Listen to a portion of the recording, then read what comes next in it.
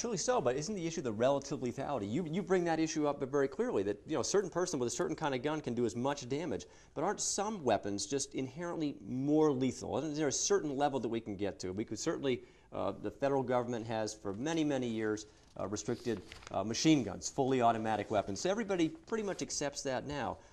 Is it just that going into true assault weapons, semi-automatic assault weapons, just goes over that line?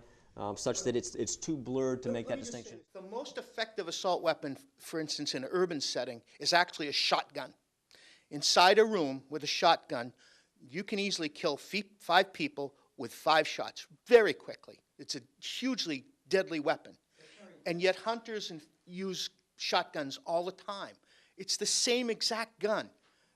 It just depends on how you're using it. It's a matter of definition, truly. And if they won't accept that there's no such thing as an assault weapon, then what you have to ask is, what is it actually trying to accomplish? And it can't be eliminate assault weapons. There's no such thing. Harry, I think what you're missing here, it's not just the shotgun. We're talking about someone going into the main mall during a busy holiday shopping with 30 rounds in the cartridge and a silencer. That deranged person, God help us, we'll never see him in Maine, we hope, but we know they're out there. That person can do much more damage with with a military-style assault weapon than they could do with anything that my grandparents or your grandparents ever hunted with. This isn't about hunting. There are guns that are designed for the battlefield for very efficiently killing large numbers of human beings very quickly.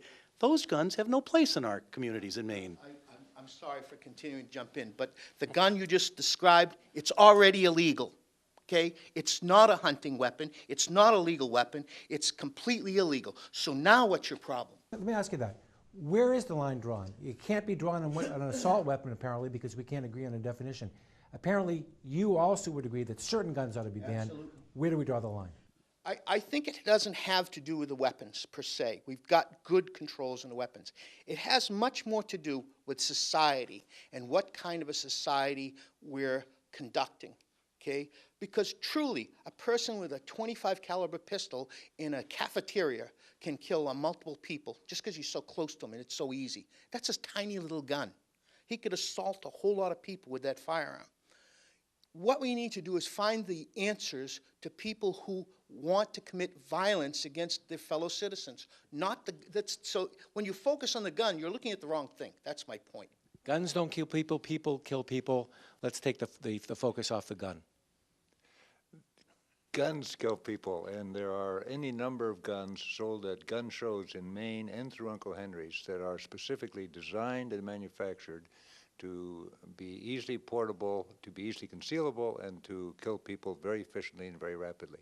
Yes, you can use those weapons to shoot bear and deer, but there are plenty of other weapons that can be used to shoot bear and deer that don't carry the same public risks of mass shootings that we've seen far too often in this country that go with the assault weapons manufactured for that purpose, for the military, and now used for civilian purposes. Yep. Well, before we come back, let me ask one other question if I could, because in looking at murders in Maine, just sort of anecdotally, we have 19 or 20 or so a year. They mostly appear to be domestic related, a husband shooting a wife or vice versa over a domestic dispute, family oriented, and they're not committed with these assault weapons. So where's the problem in the state of Maine? And if there isn't one, why are we spending all this time on the issue? Bill? Yeah, I think, Walt, you opened the show by talking about Maine's low rate of violent crimes. I think we need to put the gun violence problem in proper perspective in Maine. We have as many fatalities from gun violence in Maine as the average for the country. We lose 100 citizens a year here in Maine. Now, we have more suicides and more domestic violence. We don't have the urban crime. We don't have the gangs and the drug warfare that you see in larger cities. But the loss of life to gun violence here in Maine is just as bad as it is across the country. We do have a domestic violence problem, and you're absolutely right, Roger, and that's why it's so important. And I know, again, Representative Hanley's committee heard from the Commissioner of Public Safety this week that there is going to be new legislation proposed by a task force that will attempt to get at this problem by giving police officers and law enforcement more authority to remove the guns as soon as there is domestic violence inside the house. That's a good bill, and I hope the legislature passes it. And I would respond to that. And remember, part of that bill was a recommendation that we do not need any more laws. That was one of the recommendations. The fact that in Maine, we had a really high homicide rate last year, 31. It normally is somewhere at 20, 21. 38% of the people were killed with firearms. 32% were killed with fist and feet, and the remainder, for the most part, were killed with edge-type weapons. The anti-gun people continually bring up the assault weapon, because nothing else will stick. And they're desperate to get something. The reality is that this is one of the safest states in the nation to live in. We have a very, very small amount of violence with firearms. They're very well regulated. The laws are tough.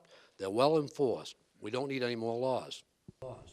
You know, we started talking about this in terms of the hunting weapons, and this certainly comes up time and again, that are these weapons, certain kinds of weapons, good for hunting? We have a hunting heritage. But there's another part to the Second Amendment that people talk a lot about. Certainly it's their own individual right, whether they want to use it for hunting or self-defense or really whatever they want to use it for, as long as they don't harm anybody else. It isn't really the debate not so much about hunting, but really the right as laid out not just in the U.S. Constitution, but the Maine Constitution. It makes it pretty clear that that's really not to be questioned at all. I mean, that's where the debate comes down, not so much about hunting, certainly about regulating those people who are going to use these weapons in the wrong way, but an actual right laid out in the Constitution. That's the legal backdrop that we're dealing with that I think gives your committee and perhaps others a lot of pushback, saying, you know, this really comes down to a pretty core right in the first place.